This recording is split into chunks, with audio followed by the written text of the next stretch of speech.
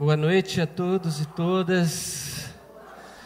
Que o Senhor continue habitando esse lugar, no nosso coração, e que nós continuemos nesse lugar que nós cantamos, no Senhor, na sua graça, no seu amor. Amém?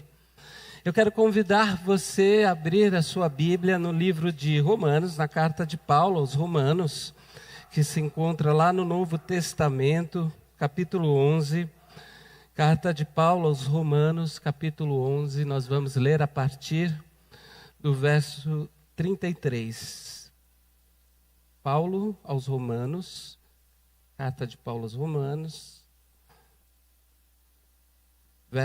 capítulo 11, verso 33.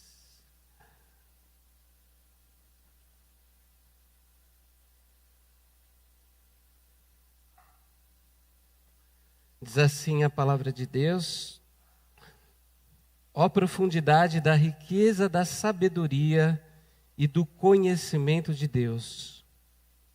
Quão insondáveis são os seus juízos e inescrutáveis os seus caminhos. Quem conheceu a mente do Senhor, ou quem foi o seu conselheiro? Quem primeiro lhe deu para que ele o recompense? Pois dele, por ele e para ele são todas as coisas, a ele seja a glória para sempre. Amém. Deus, nós te cultuamos nessa noite com o nosso coração, mas também abrimos o nosso espírito, o nosso pensamento, a nossa inteligência para receber a sua palavra. Pelo seu Santo Espírito e diante da reflexão que nós vamos aqui proceder nesse momento, e nós te pedimos que o Senhor fale, dê respostas, opere cura, através também da ministração da sua palavra, para a sua glória e para o nosso bem, que eu te peço isso, em nome do seu Filho Jesus. Amém. Essa é a carta de Paulo aos Romanos, e esse trecho parece um salmo, né? É, na verdade, uma poesia, um hino que Paulo escreve no meio da carta. E essa carta, para muitos estudiosos da carta aos Romanos, na verdade, das cartas paulinas, eles dizem que a carta de Paulo aos Romanos é, na verdade, o seu grande tratado teológico. Eu já disse isso daqui, vou repetir. Se você quiser entender um pouco mais dos dogmas, das doutrinas cristãs, do cristianismo, você começa pela carta aos Romanos, né? Na verdade, quando a gente vai para a faculdade teológica, a gente primeiro aprende a teologia paulina para entender os fundamentos básicos da doutrina cristã, e depois vai para os evangelhos para aprender de Jesus. Questionável assim, mas é assim que acontece. Por quê? Porque a carta está dividida basicamente em dois pontos, a carta de Paulo aos Romanos, né? Depois existem os subtemas, as subdivisões, mas do primeiro capítulo ao capítulo 11, o Paulo faz todo um tratado teológico, abordando vários temas da fé cristã, para aquela comunidade que se reunia ali em Roma, que eu disse na semana passada que era uma comunidade plural, feita de judeus convertidos e de gentios, que eram todos os outros povos que não eram judeus, né, que não vinham justamente dessa etnia hebraica.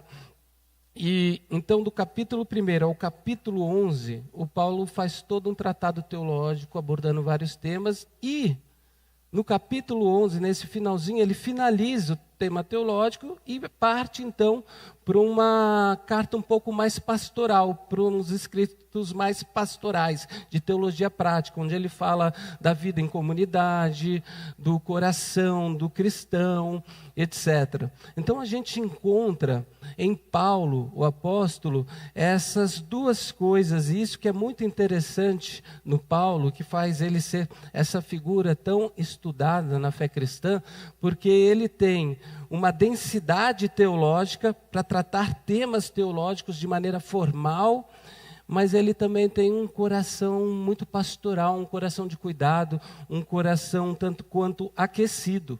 E nessa primeira divisão, do capítulo 1 ao 11, onde ele trata temas teológicos, quando ele chega lá no capítulo 9 da Carta aos Romanos, ele está falando começa a falar sobre o tema da salvação em Cristo, dizendo que Deus escolheu, através de um povo, dizendo para aqueles que estão em Roma, esse povo diverso, que não fazia parte só do povo hebreu, mas que vinham de outras etnias, falando, olha, Deus escolheu um povo para se revelar e para, através desse povo, revelar a sua salvação para o mundo. Há quem diga que Deus não escolheu propriamente um povo, Deus foi escolhendo todos os povos, mas foi o povo hebreu que decidiu fazer uma aliança com o único Deus. E Deus usa aqueles que se colocam à disposição, então se manifesta esse povo hebreu e vai construindo uma história e usa esse povo para revelar a sua salvação, não somente para esse povo, mas para todo mundo. Então Paulo está tratando de um tema muito específico, do capítulo 9 até o final do capítulo 11 que nós lemos, que é o tema da salvação. E Paulo então apresenta à igreja de Roma, aquelas pessoas que estão ali, o caminho de salvação para a humanidade.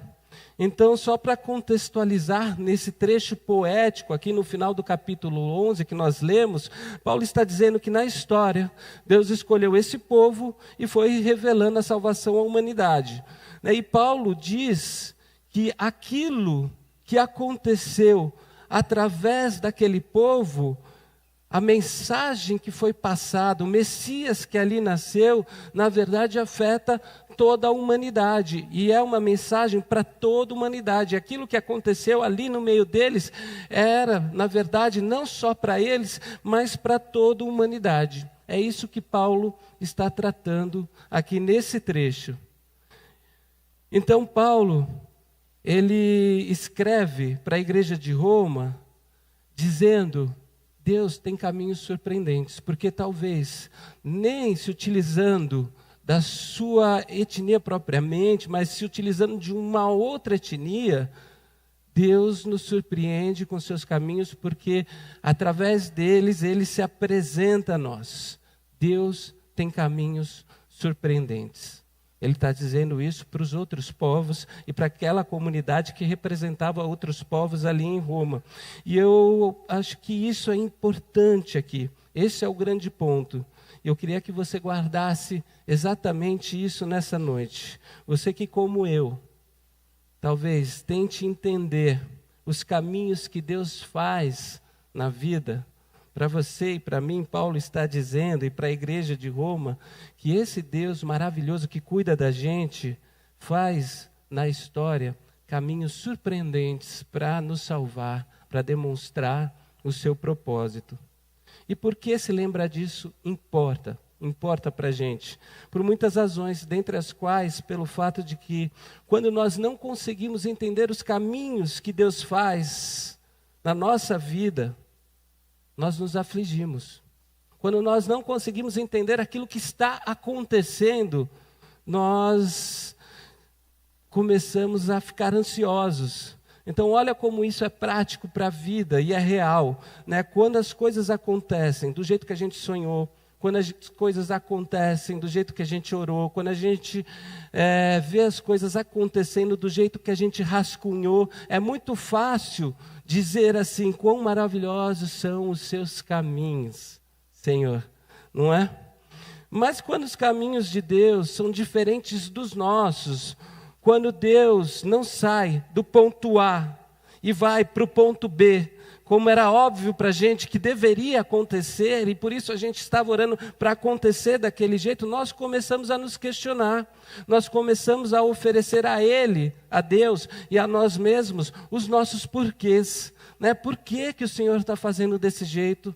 Por que o Senhor está me fazendo passar por isso? Por que o Senhor está permitindo com que isso aconteça? E nós fazemos perguntas de fé também, perguntas honestas, que são difíceis, mas honestas e legítimas, do tipo: será que vale a pena? Será que eu tomei mesmo a decisão certa para continuar aqui? Será que É mesmo essa fé que eu devo abraçar? Será que eu devo viver por isso? Será que eu devo fazer parte de uma comunidade que professa essa fé? E vejam, a dúvida não é um problema, né? Uma vez no seminário eu me lembro que eu tive dúvida em algumas coisas que estavam sendo ensinadas e o professor falou assim, se você duvida é porque você ainda não tem fé. Eu não concordo com isso. Eu acho que o caminho de fé passa por muitas dúvidas. Por muitas dúvidas. Horas a gente tem a coisa muito certa, mas horas a gente tem dúvida. E dúvida, inclusive, se a gente deveria estar no lugar que a gente está. Então, vejam como é interessante a gente olhar para um texto como esse, em que um homem como Paulo, que não sabe de todas as coisas, assim como nós também não sabemos, tenta pacificar o coração de uma comunidade dizendo, fiquem tranquilos, Deus tem caminhos.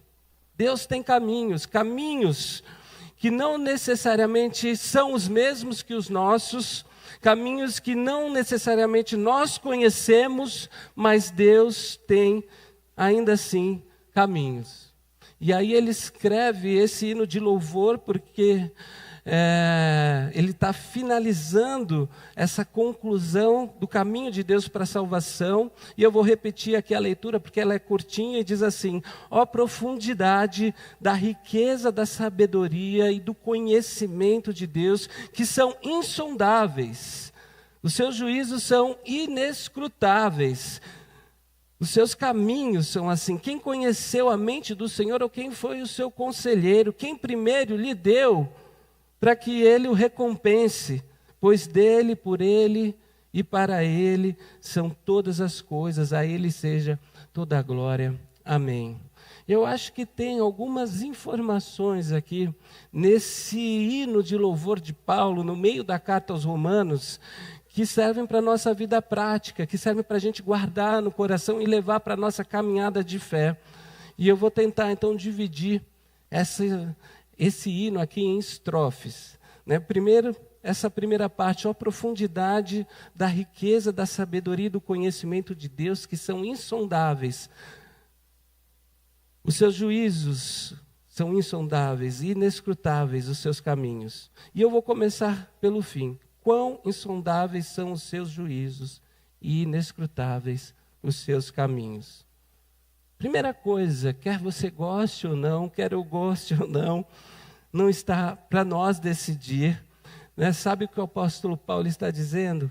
Que a gente não vai entender tudo o que acontece nessa vida. E que a gente não vai entender, inclusive, tudo o que acontece na nossa vida. Nem na nossa vida. Os juízos de Deus são insondáveis. Os seus caminhos são inescrutáveis. A gente não consegue desvendar. Se tudo que Deus fizesse, se tudo que Deus faz pudesse ser compreendido por nós, eu teria uma notícia horrível para dar para vocês. Esse Deus não serviria para a gente. Porque se tudo que Deus faz pudesse ser compreendido pela gente, nosso Deus caberia aqui na nossa razão, na nossa cabeça. E se ele coubesse aqui na nossa razão, a gente não precisava mais de Deus para entender tudo o que acontece. Então há coisas de Deus para a nossa vida, ou caminhos, ou coisas que acontecem na nossa vida que a gente não vai entender. Há caminhos de Deus na nossa vida que a gente não vai conseguir compreender. Há processos de Deus na nossa vida que a gente não vai conseguir absorver nos detalhes. O que não significa que a gente não possa fazer perguntas, o que não significa que a gente não possa tentar conhecer, o que não significa que a gente não possa buscar justamente entender. Significa apenas que quando a gente vai para a vida e as coisas acontecem, a gente precisa ter um pouco mais de humildade, tirar as sandálias dos nossos pés, como diz o texto de Êxodo, e chegar um pouquinho mais de mansinho, sabendo que não sabe tudo, porque esse chão da vida onde Deus se manifesta é terra sagrada. E Deus é um Deus misterioso, que ultrapassa a nossa razão. E é interessante, Porque por mais que o Paulo diga, os caminhos de Deus, eles são insondáveis, seus juízos inescrutáveis, ele fala uma outra coisa que talvez pacifique o nosso coração, que está antes disso. Ele diz, a riqueza e a sabedoria de Deus é profunda demais, e o conhecimento dele também é profundo demais. Veja, o que Paulo está fazendo é colocando duas coisas lado a lado. A gente não vai saber de todas as coisas, porque existem sim coisas misteriosas que Deus faz e não cabe a nós não estamos na altura de entender tudo aquilo que Deus faz, mas eu posso confiar no abismo do conhecimento e da sabedoria de Deus. Abismo mesmo, a gente usa aqui profundidade e usa a palavra abismo num tom pejorativo, mas o que está escrito aqui, a palavra que Paulo fala é abismo, é aquilo que a gente não consegue ver o fundo, aquilo que a gente não consegue enxergar mais.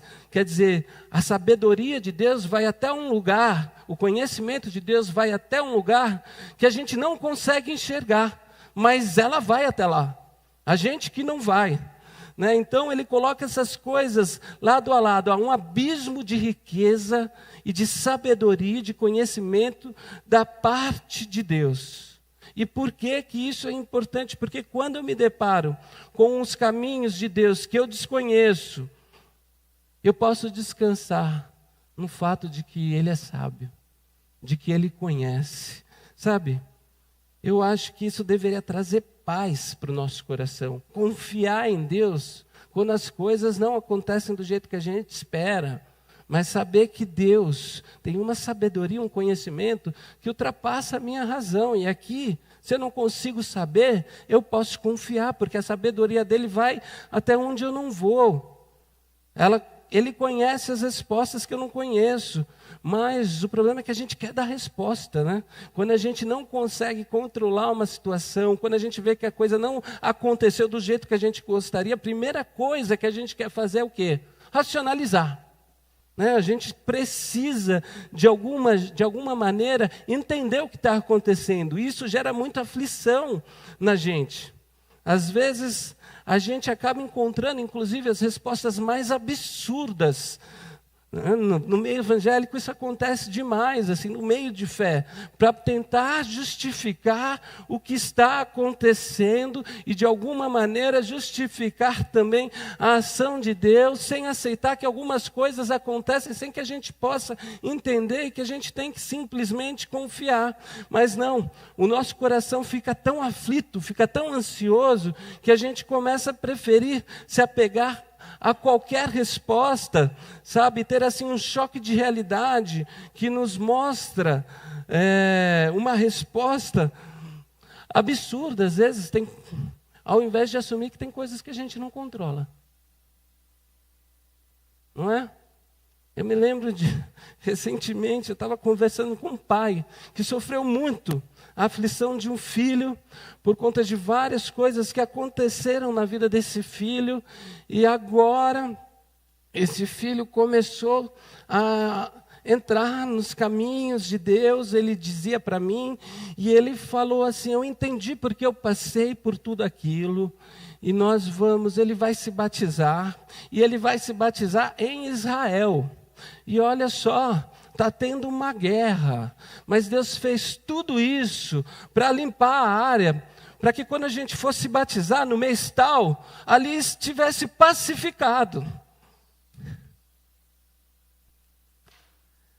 São as respostas absurdas que a gente cria na nossa cabeça para justificar o porquê do sofrimento que a gente passou. E vejam, era um sofrimento legítimo. Mas veja como a gente prefere, ao invés de assumir que Deus não mostra para a gente tudo o que acontece, que a gente não tem o poder de controlar as coisas e saber exatamente por que aquilo aconteceu, a gente tenta achar respostas e às vezes a gente não vê que elas são tão absurdas, como se Deus pudesse fazer uma guerra e matar inocentes para justamente o seu filho se batizar em Israel. Não tenho nada contra o batismo em Israel, né? O problema é a guerra, para que você limpe o terreno, para que as coisas aconteçam. Então vejam, né? é aquilo que a gente tenta fazer quando a gente fica aflito, porque quando a gente perde o controle, a gente tenta dar um jeito de controlar. E a gente não consegue entender, como diz o profeta do Antigo Testamento, que Deus tem caminhos maiores que os nossos, pensamentos maiores que os nossos. E a gente percebe, então, que esses caminhos talvez não estejam alinhados com caminhos de Deus, e aí a gente entra em colapso e começa a inventar um monte de coisa que não tem a ver com Deus, só para tentar justificar aquilo que a gente está passando. Então eu queria que você se lembrasse de algo simples, mas que ajuda, né? Você não precisa dar respostas, você não precisa nem realmente entender algumas coisas, você pode buscar entender. E eu, assim, conselho, vá procurar entender, mas se você não conseguir, saiba que Deus é sábio, Deus conhece, Ele tem um abismo de sabedoria, um abismo de conhecimento, né? Ou seja, Ele tem a informação que você não tem e sabe a melhor forma de lidar com essa informação que você não tem. É mais ou menos isso que o Paulo está dizendo aqui. Então guarda isso no seu coração, leva para a vida, assim. Quando os caminhos de Deus, eles forem desconhecidos para você, lembre-se que há um abismo de sabedoria, uma profundidade inalcançável da parte de Deus, e que Ele está cuidando da sua vida. Ele não está cuidando apenas do universo, Ele está cuidando dos meandros da nossa alma. Porque isso é outra coisa interessante, eu acho que é muito bonito, muito poético a gente dizer que Deus conhece todo o universo e age, mas é um pouco distante da nossa realidade, né?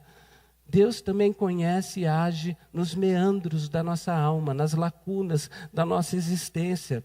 Deus, Ele se importa com aquilo que acontece, com aquilo que aflige a nossa alma. Sabe, os detalhes da nossa vida, os caminhos, sabe, que eu percorro por dentro, nas minhas inquietações cotidianas.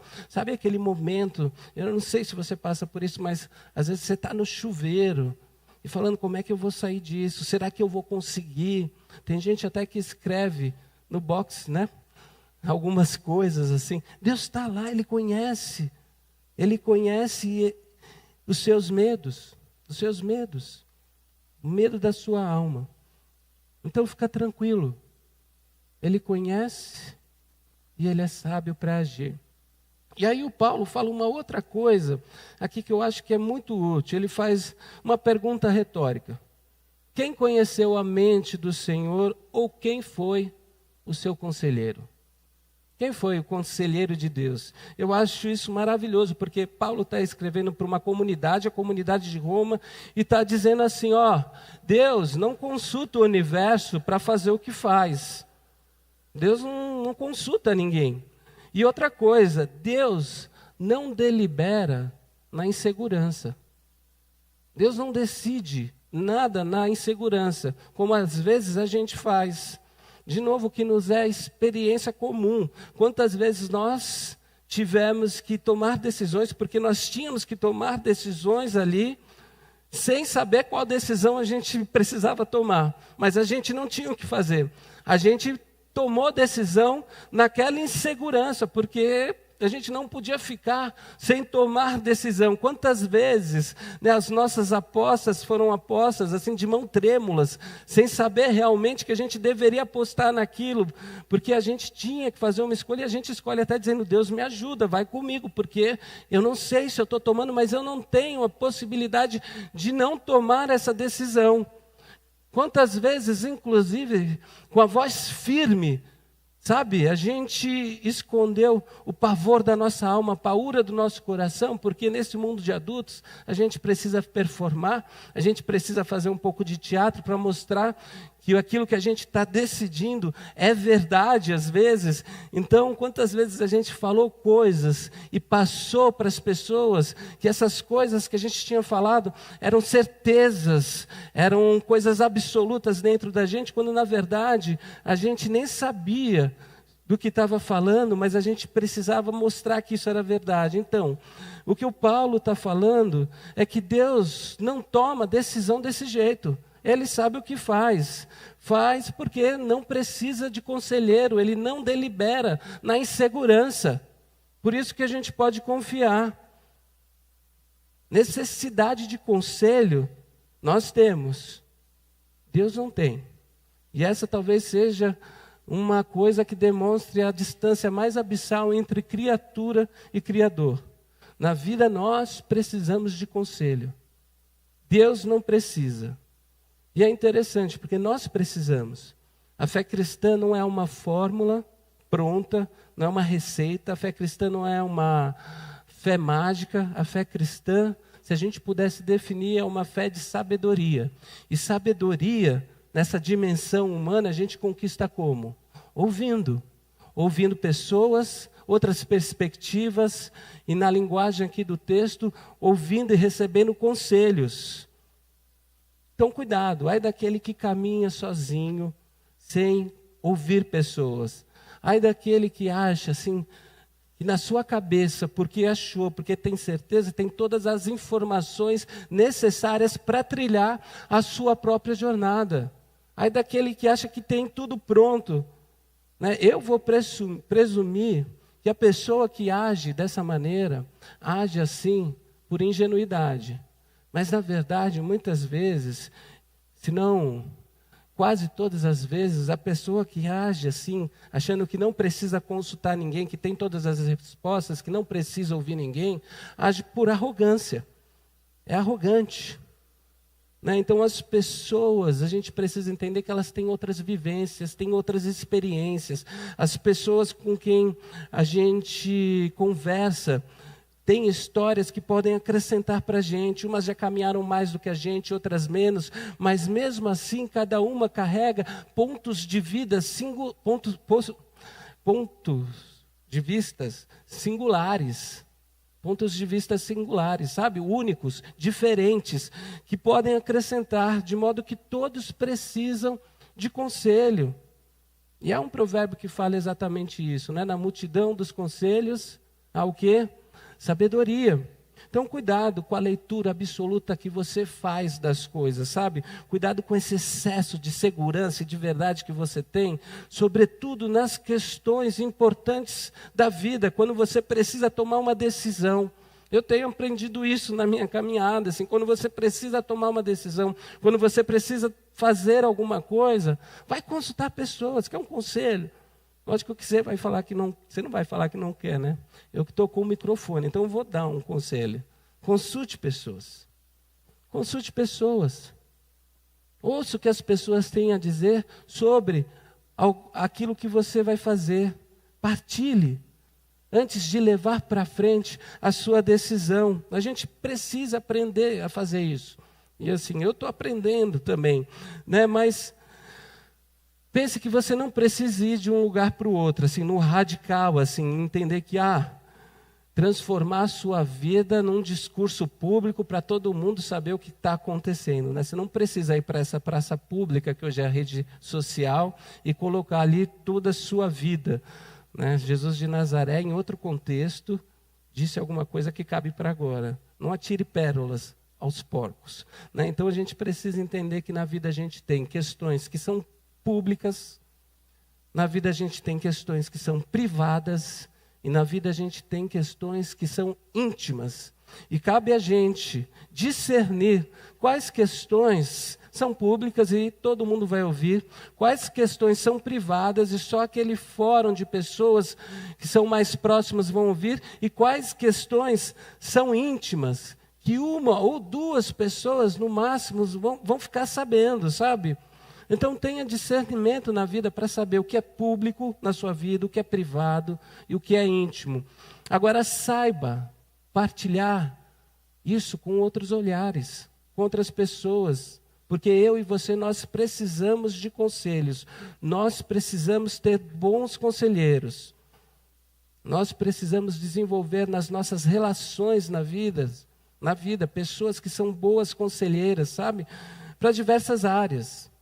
Institucionalmente, a igreja faz isso. Você pode procurar um dos pastores aqui e ir lá se aconselhar, alguns diáconos, etc. Mas não deixe isso ficar só no campo institucional da igreja. Você precisa ter gente por perto, para conversar, para falar. Caminha com quem, sabe? Caminhar com alguém que vai te puxar para cima, que vai te empurrar para frente. Gente que vai ser servida por você, mas que também vai servir você. A gente precisa de amigos, eu já disse isso aqui, acho que uma das ofensas mais profundas no século XXI hoje é você não tem amigos. Não dá para ficar solitário nessa vida. Não dá para ser arrogante a esse ponto, sabendo que sabe tudo. E não dá para ficar se isolando. Aprenda a se relacionar. Porque sabedoria é uma coisa interessante. A gente geralmente tem algumas pessoas que a gente fala, nossa, aquela pessoa ali, ela é admirável, do jeito que ela trata aquela coisa. E eu vou me aproximar dela para entender algumas coisas. Mas assim, a sabedoria não está com uma pessoa. A sabedoria pode estar com todo mundo. E depende muito do assunto que você vai tratar com uma pessoa específica. Mas, de repente, aquele outro assunto não serve para essa pessoa. Porque ela já não sabe, não é tão sábia em relação àquele assunto. E você vai tratar com uma outra pessoa. Então, a gente vai tendo discernimento de se relacionar e falar, vou conversar com fulano sobre isso, mas esse assunto aqui eu vou conversar com ciclano. E está pronto, está tudo bem. A gente precisa de conselho. Mas o que o Paulo está dizendo é que Deus não precisa de conselho. Deus não precisa. Quem foi o conselheiro de Deus? Quem foi que disse assim, Senhor, eu vou dizer algo para você, tá? E você pode contar comigo, porque eu vou te dar a letra aqui, para falar o que você tem que fazer. Quer dizer, a gente busca ser conselheiro de Deus, né? A gente busca dar conselhos para Deus, né? Quer dizer, a gente tenta, de alguma maneira, liderar o nosso líder. Eu acho que foi o Lacan que escreveu isso, o psicanalista francês, diz que nós adoramos nos sujeitar a líderes que nós podemos liderar. Né? E, de alguma maneira, as nossas orações, às vezes, as nossas falas com Deus, se tratam mais de conselhos que a gente dá para Deus para Ele fazer aquilo que a gente acha que Ele tem que fazer, do que, sabe, ouvir aquilo que Ele quer fazer ou tentar confiar naquilo que a gente não entende que Ele está fazendo. E eu acho que a gente brinca assim com Deus às vezes, a gente brinca. Exemplo clássico na Bíblia de alguém que quis dar conselho para Deus foi Jó. Sabe, no direito dele, coitado, eu acho que a gente nem consegue conceber o sofrimento do Jó, aquilo que ele passou. Mas ele começa a questionar Deus, e ele não começa só a questionar, ele começa a fazer interpelações, né? E aí Deus se apresenta para ele num determinado momento na vida do Jó, né? E eu penso assim, é só a minha heresia, tá? Porque ali a passagem fala de várias coisas do universo. Deus leva ele para a praia, leva lá para o litoral. Aí fala assim, então Jó, senta aqui. Sentou na areia com Deus. Está vendo o mar? A maré sobe, a maré desce. Mas é engraçado que ela não passa daqui. Foi você que disse para ela isso? Levanta, olha para o céu, Jó. Você que desenhou toda essa constelação, que inclusive influencia a maré. Não, são os mistérios. Então, na minha heresia, Deus fala assim, baixa a bola, senta lá, né, e confia em mim. Sabe? Porque a gente, às vezes, a gente quer ser conselheiro de Deus, mas Deus, Ele diz para Jó, não preciso de conselho. Muito educadamente, né, mas Ele fecha a boca do Jó e fala, olha, não adianta você tentar me aconselhar. A gente aqui precisa, ou que acha que precisa dar conselho para ele. Mas, na verdade, às vezes é só para a gente tirar o nó da garganta, né? Das coisas que a gente não entende. E se for por isso, tudo bem. Você pode continuar fazendo, mas saiba que Deus, de repente, pode aparecer e te levar para a praia, igual levou Jó, né? Fala, então, eu vou fazer algumas perguntas e você vai tentar me responder. Quem foi que deu conselho para Deus? O apóstolo Paulo fala. Deus não age na insegurança, porque Deus não precisa de outros olhares. Nós precisamos, Deus não. E talvez isso seja assim, um instrumento de paz para o nosso coração. A gente pode confiar. Deus não delibera na insegurança. Deus não vacila, sabe? Não vacila. Ele sabe de todas as coisas. Então, quando você não tiver paz no seu coração, quando você estiver tentando controlar uma situação, quando você não estiver entendendo, né? Procure confiar, porque você vai se lembrar de que você não sabe, mas Deus sabe o que faz. Ele tem um abismo de sabedoria e Ele não procura conselho de ninguém, porque Ele não delibera na insegurança. E aí tem mais uma última coisa que eu separei aqui, que o texto diz, porque ele avança, e no verso 35 o apóstolo diz assim: quem primeiro lhe deu para que ele o recompense? Quem deu para Deus? Primeiramente, para que ele desse em retribuição. Eu acho que aqui se sustenta toda uma lógica do mundo evangélico que a gente precisa desconstruir. Porque o Paulo está dizendo uma coisa, assim, aprenda uma coisa, meu irmão e minha irmã, meus queridos irmãos e irmãs de Roma e de Cachoeirinha, sabe? Ninguém coloca Deus em dívida. Ninguém. Deus não deve nada para ninguém. Deus não está devendo para ninguém. Ninguém pode chegar e dizer assim: Senhor, o Senhor tem que me revelar esses caminhos, me deixa conhecer, me deixa entender, porque, afinal de contas, eu sou um servo teu, eu faço tudo isso para você, então, Senhor, agora me retribua, né? Por favor, me ajuda a te ajudar, eu estou fazendo, mas você também tem que fazer a sua parte, sabe? É essa teologia que a gente desenvolve implicitamente, sem querer admitir. A gente fala assim para Deus: ó, eu vou te ajudar, tá?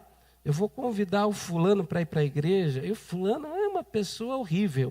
O Senhor não sabe porque o Senhor não convive com ele, mas eu convivo. E eu vou convidar, estou te ajudando aqui, Senhor, entendeu? Estou levando ele lá para a sua casa, então me ajuda a te ajudar. Eu vou fazer isso, mas não se esqueça da minha reunião na segunda-feira, não. Tá bom? Porque eu faço. Quem já não disse isso ou já pensou? Faço, e é assim que o Senhor me trata. Há quem diga, né, que é uma frase que eu citei bastante ultimamente, eu não lembro quem disse, mas se Deus trata assim os seus amigos, a gente entende porque Ele tem tão poucos, né? Quer dizer, não retribui da maneira que a gente faz, né?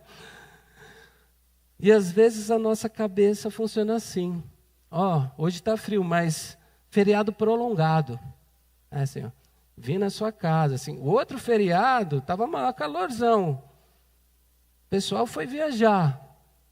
Eu fui na sua casa, estava lá na igreja, estava lá te servindo, dando aula na IBD, sala de liderança, na cantina, estava lá no almoço, sabe? Não fui lá para Sorocaba, onde é que vocês vão? Para Piracicaba, não fui para Piracicaba.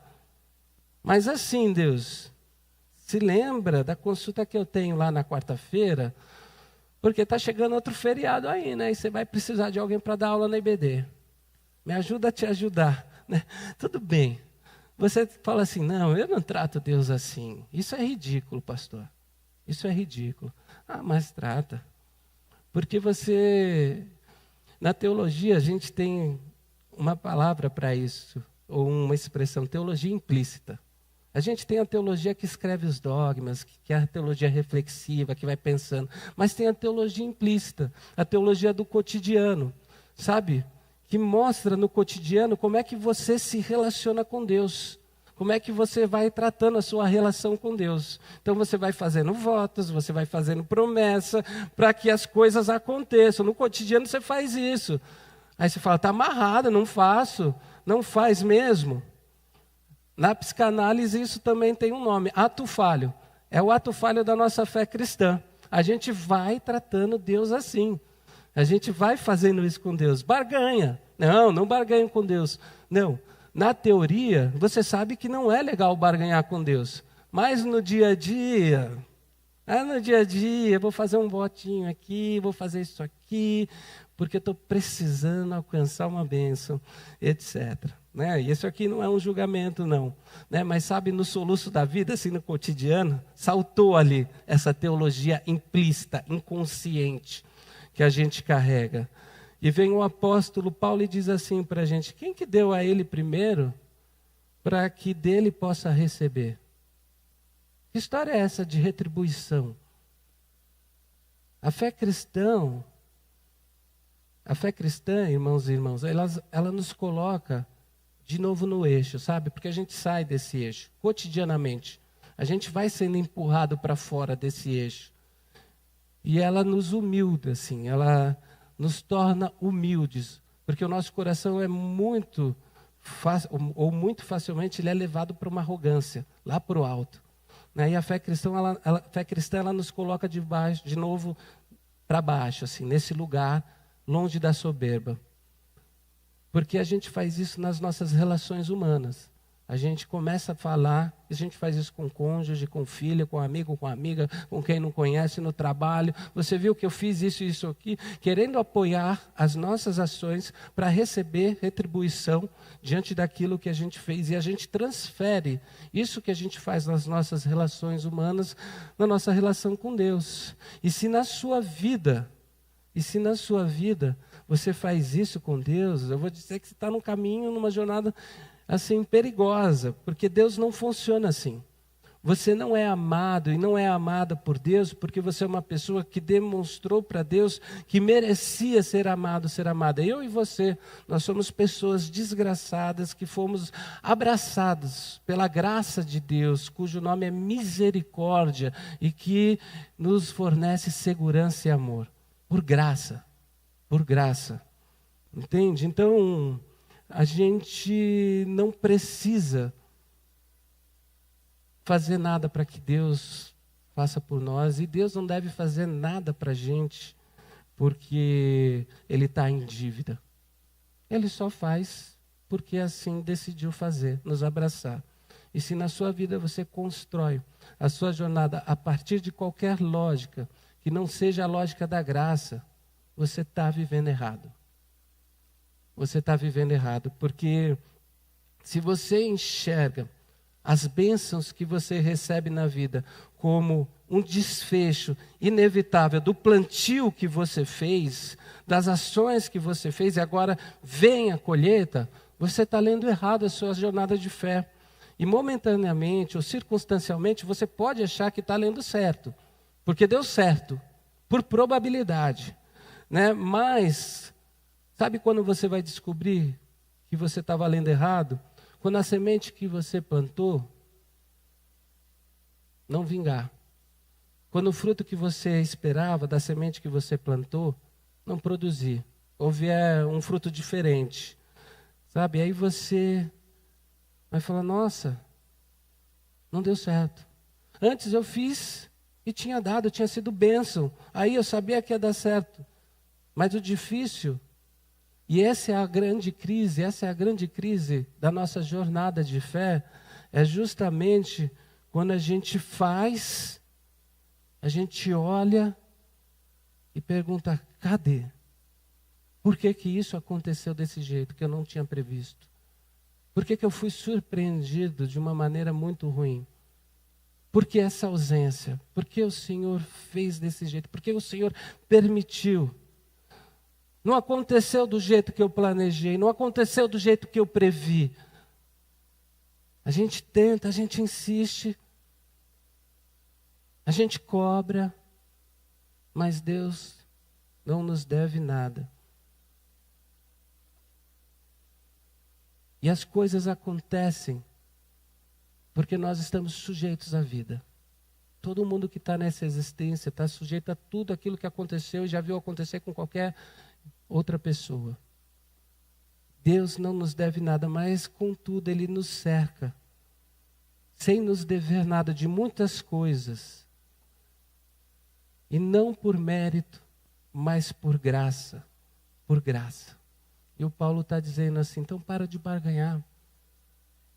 Quem foi que deu para Deus primeiro, para que dele possa receber.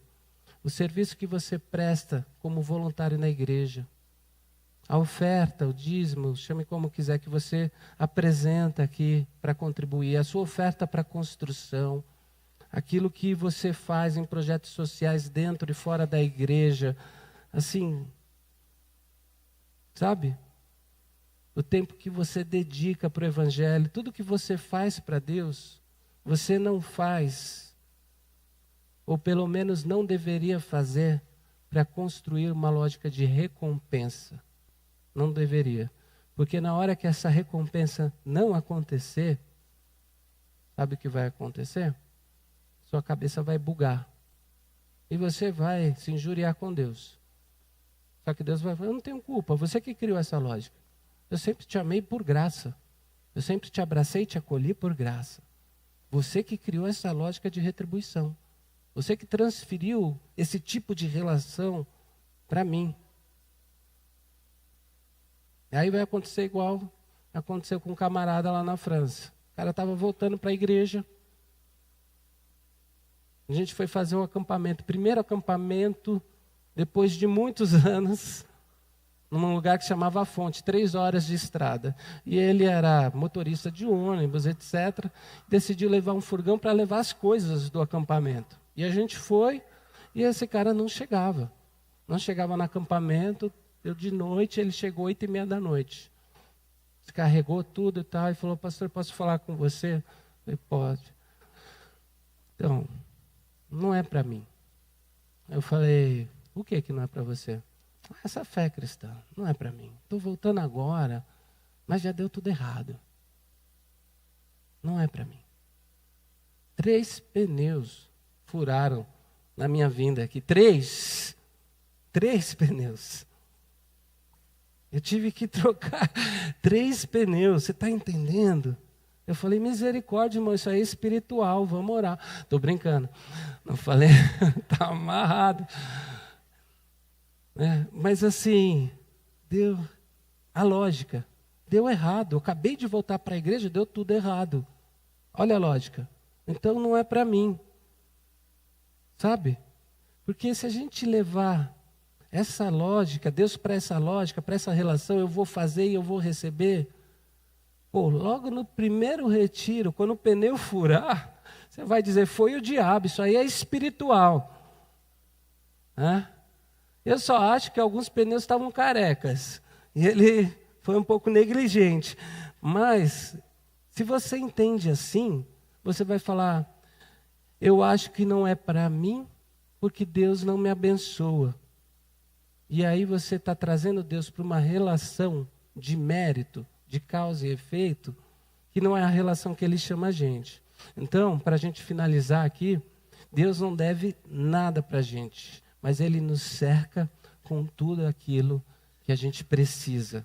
A começar pelo fato de que em Cristo Jesus, por graça, por misericórdia, por amor, por bondade, Ele nos oferece a dádiva da salvação. É isso que o Paulo está dizendo aqui. E a salvação, meus irmãos e minhas irmãs, não é só um passaporte para o céu.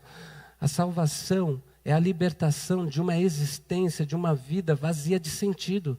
Sabe, a salvação não tem a ver com aquilo do que eu sou privado de viver aqui, que eu só vou viver em outro mundo, em outra dimensão, não. Salvação tem a ver com a possibilidade de uma vida, outra, vivendo de uma outra maneira, de superar uma existência vazia, de superar um trauma, de superar uma perda, de superar uma existência que perdeu o sentido, de superar tudo isso.